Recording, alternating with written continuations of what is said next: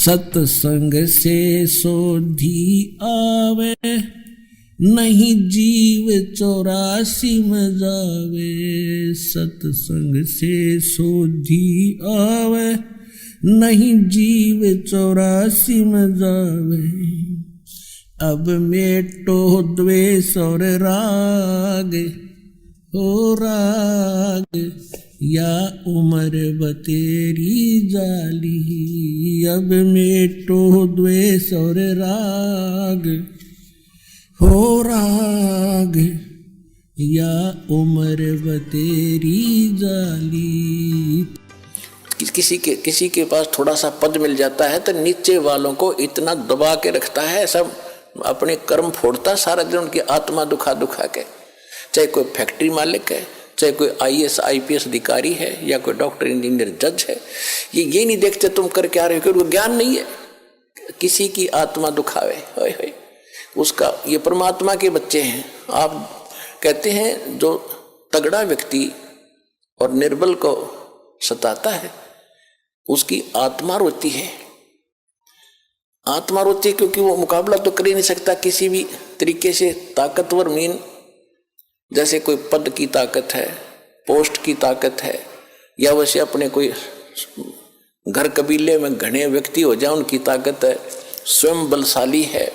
तो इस तरह का व्यक्ति गरीबों को सताता है, अपने से नीचे वालों को इतना तंग करता है कि जितना वो कर सकता है बिना ज्ञान के। तो यहाँ परमात्मा ने आके बताया है कि कबीर गरीब ना सताइए, जाकी मोटी हाय, और बिना श्वास की जीव से लो भस्म हो जाए। देखो कहते हैं गरीब को ना सताना, आपकी ये हालत हो जाएगी, क्योंकि वो तो जीवित श्वास है, आत्मा से उसका कनेक्शन है, रो रहा है, उसकी आत्मा दुखी है, तो उसको जरूर प्रतिफल मिलेगा, 2 दिन पीछे मिल जाएगा।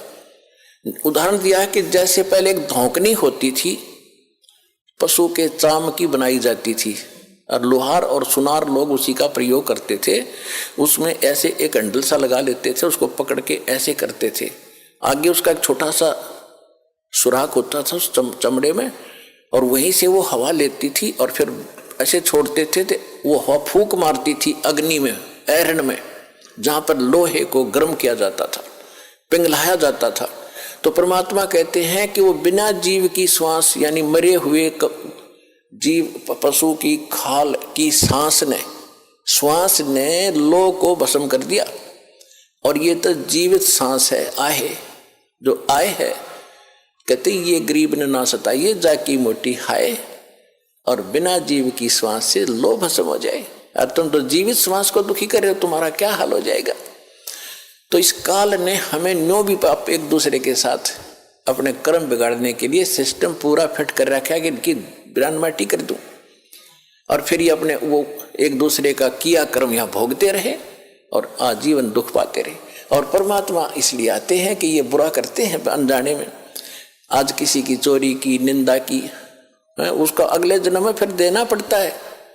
कोई दामाद बनकर लेगा, बेटी भी लेगा, धन भी लेगा, और फिर मर जाएगा, और बेटी विधवा होगी, फिर उसके पालन पोषण में बच्चों के लागा रहेगा वो मूर्ख। तो ये तो यहाँ का की व्यवस्था है, इसको समझना पड़ेगा।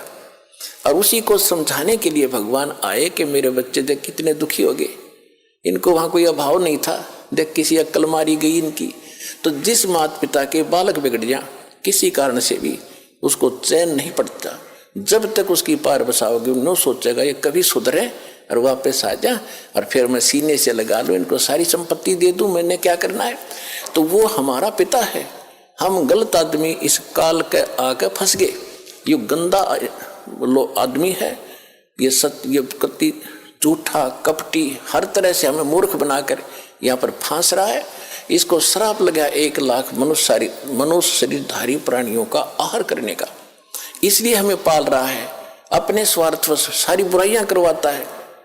आप देखते हो बीड़ी, शराब, तंबाकू, फीम, सुल्फा, भुक्की, ये खाने की चीज है, मांस, ये खिलाता है ताकि इसका टेस्ट बने। हम सूक्ष्म स्थूल शरीर से जो खाते हैं, एक अंदर शरीर है सूक्ष्म, उसके अंदर ये सारी वासना डिपॉजिट हो जाती है, इसमें समा जाती है। कुछ अधिक आहार तो लग जाता है शरीर के पोषण में, स्थूल के में, शेष जो वासना है उसका टेस्ट होता है वो अंदर जाता समाता है जीव के माध्यम से, और फिर को ये कवर तो ऊपर रह जाता है, यही छोड़ जाते हैं।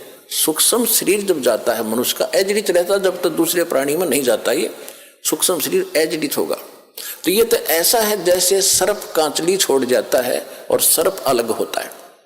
तो हम तो उस कांचली की क्रियाक्रम में लगे रहते हैं यहाँ पर, कभी गंगा ठा के ले जाएंगे, कभी कितना कर्म कराएंगे, वो सांप तो जा चुका है, वो तो है नहीं इसमें। तो उस जीव को फिर तपतशिला पर डालता है, वहां उनको बुरी तरह तड़फाता है, क्योंकि जिसने ज्यादा हुक्का पी रखा है, जिसने ज्यादा शराब पी रखी है, मांस खा रखा है और ज्यादा भूखी पी रखी है, कोई नशेली वस्तु है, कि वो टेस्ट है उसका, उस काल का, मन का, ये मन उसका एजेंट है। तो उनको ज्यादा समय तक उस तपतशिला पर जलना पड़ता है, वहां चटक मटक होते, हाहाकार मचती है। जिन्होंने थोड़ा ये बकवाद कर रखी होती है वो थोड़े समय तक तपतशिला पर रहता है। तपत की टुकड़ी एक तवी है, तवा समझ लो, बड़ी ये तई होती है, बड़ी बड़ी रोटी बनाने की, इन पर रखते हैं भट्ठियों पर, इस तरह की बहुत बड़ी है पत्थर की, और उसमें अपने आप गर्म होती है, उसके फारेनहाइट का भी अंदाजा नहीं कितनी गर्म है। और जिन्होंने ज्यादा यह मांस शराब तम्बाकू प्रयोग कर रखा है और वासनाएं की है, तो वो ज्यादा समय तक दुखी रहते हैं, बहुत समय तक, उनको बहुत समय ज्यादा माल होता है उनमें, तो देर से निकलेगा सारा। और जिन्हें कम कर रखे वो जल्दी फारिग होकर गधे कुत्ते बनोगे, फिर जाना कहीं नहीं, रहना यही पर है।